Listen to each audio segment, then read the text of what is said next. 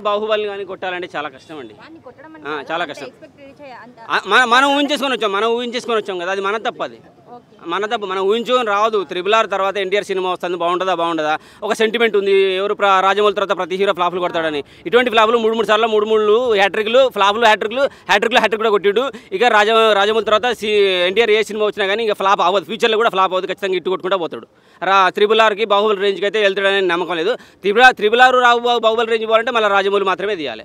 So ఏ director తీసినా ఆ అంచనాలని అందుకోలేము. ఎందుకంటే మన అంచనాలు అందుకోవాలంటే ఆ డైరెక్టర్లు కష్టం అవుతుంది.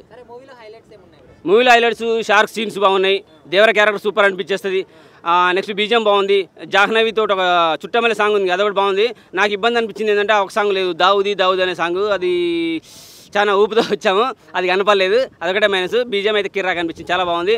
నెక్స్ట్ శ్రీదేవి కూతురులో శ్రీ కనపడ్డది భయ్య, ఇంకా దేవి కనపడలేదు. దేవి అంటే మన హీరోయిన్లను ఒక దేవతలలాగా, రాజకుమారులాగా, ప్రిన్సెస్ అని ఊహల్లో ఊహించేసుకుంటాం కదా. శ్రీ ఒక్క మొదటి అక్షరం మాత్రం కనపడేది, ఇంకా 2 అక్షరాలు కనపడలే. ఇంకో 2-3 సినిమాలు కొడితే శ్రీదేవి మనకు జాహ్నవిలో కనపడదు కావచ్చు.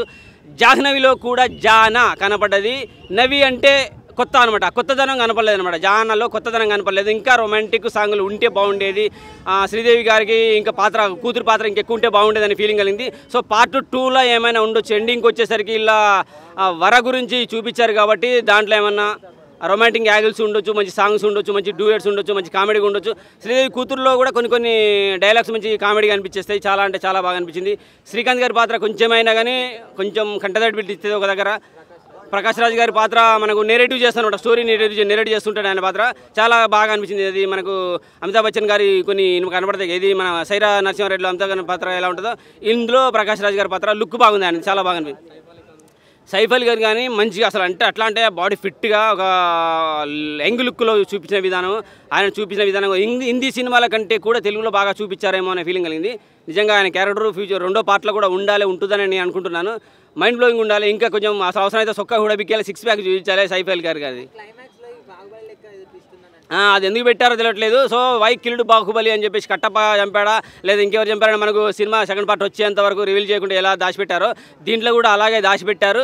మరి కొడుకు చంపాడా, సైఫ్ అలీ గారిని చంపారా, లేదంటే ప్రకాష్ రాజ్ గారే చంపారా, మనకు క్లారిటీ తెలియదు. సో అది పార్ట్ 2 చూస్తేనే తెలుస్తుంది క్లియర్గా. సముద్రం ఫైట్స్ చాలా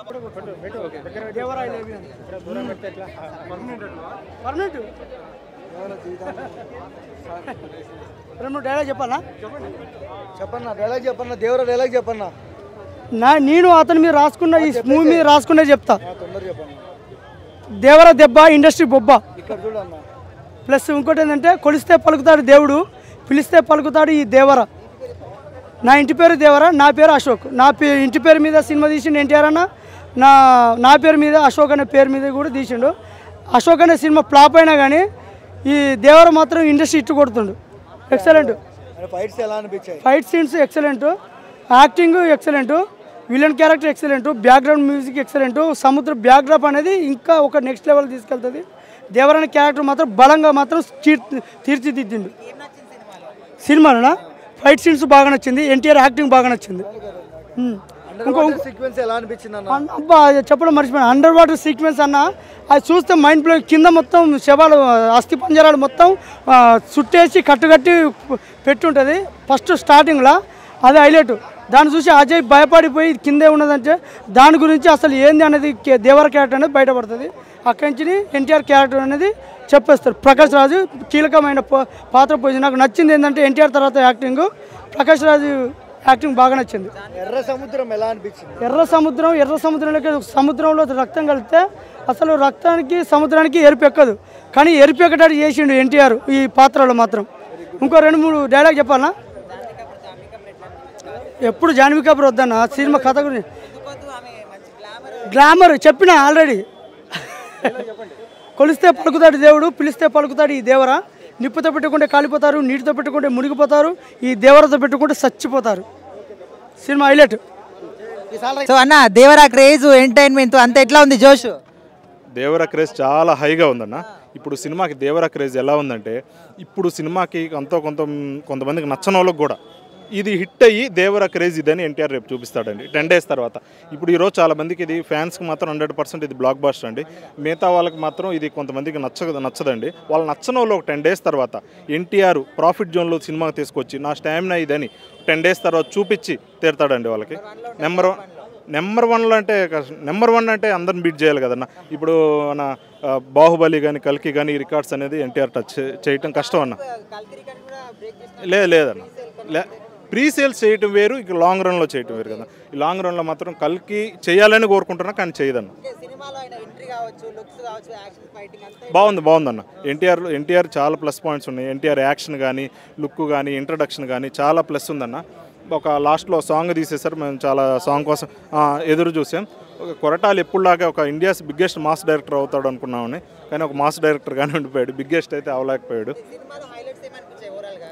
సినిమాలో ఎన్టీఆర్ యాక్షన్ అండి, అండర్ వాటర్ సీక్వెన్స్లో ఎన్టీఆర్ చేసే ఫైట్స్ కానీ ఆ విజువల్స్ కానీ చాలా ప్లస్గా ఉందన్న.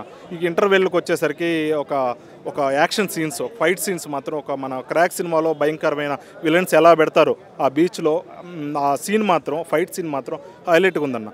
లాస్ట్లో ఒక ట్విస్ట్ కూడా ఇచ్చారు, అది కూడా చాలా బాగా నచ్చింది. బాహుబలి లెక్కన ఇప్పుడు బాహుబలిలో కట్టప్పని ఎవరు చంపారు అనేది అది ఒకటి పెట్టి పార్ట్ 2 మీద హైప్ పెంచారు. ఇక్కడ సెకండ్ హాఫ్లో మాత్రం దేవర చనిపోతాడని చెప్పారు. అప్పుడు దాకా దేవర బతుకున్నాడని ఉన్న ఆడియన్స్కి ఒక్కసారిగా ఈ ట్విస్ట్ రివీల్ అవ్వగానే ఒక్కసారి షాక్ అయ్యారు. కానీ ఎవరు చంపారు దేవర, హూ కిల్డ్ దేవర అనేది రాబోయే రోజుల్లో ట్రెండ్ అవుతుందండి. ఈ ట్రెండ్ తోటే దేవర 2 మీద హైప్ బాగా పెరిగిపోతుందండి. కనిపించలేదండి. ఫస్ట్ హాఫ్ అంతా జీరో. జాన్వీ కపూర్ అసలు కనిపించలేదు. సెకండ్ హాఫ్లో కూడా ఒక హాఫ్ అన్ అవర్ అనిపించింది. జస్ట్ ఒక సాంగ్ కోసం జాన్వీ కపూర్ని తీసుకున్నారా, వాళ్ళిద్దరు కెమిస్ట్రీ కూడా ఏం వర్కౌట్ కాలేదు, అసలు ఏమీ సీన్స్ కనిపించలేదు వాళ్ళిద్దరి మధ్య కూడా. జస్ట్ ఏంటంటే ఒక సాంగ్ కోసం జాన్వీ కపూర్ని తీసుకున్నారా అనిపించింది. బోరింగ్ కొన్ని మధ్య ఏంటంటే ఎవరైతే మాస్ ఆడియన్స్ ఇష్టపడతారో, మాస్ సినిమాలు ఇష్టపడతారో వాళ్ళకి ఎక్కడ ల్యాగ్ అనిపించదు. మాస్ కాకుండా జనరల్ ఆడియన్స్ ఉంటారు కదండి, జనరల్ ఆడియన్స్ కానీ లేకపోతే ఒక ఫ్యామిలీ సినిమాలు ఇష్టపడే వాళ్ళు కానీ వాళ్ళకి మధ్యలో ల్యాగ్ అనేది, బోరింగ్ అనేది కొడుతుందండి.